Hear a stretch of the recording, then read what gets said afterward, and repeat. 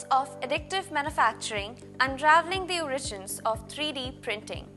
Embark on a journey through time and innovation as we uncover the origins of 3D printing and the visionaries who laid the groundwork for its transformative potential. But who were the architects of additive manufacturing, and what drove them to revolutionize the world of manufacturing? The story of 3D printing begins in the 1980s with the pioneering work of engineers and researchers such as Chuck Hull, who invented stereolithography, one of the earliest forms of 3D printing.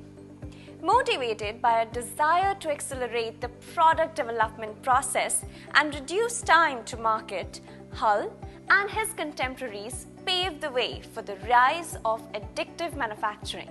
With Ethan, the technology continued to evolve.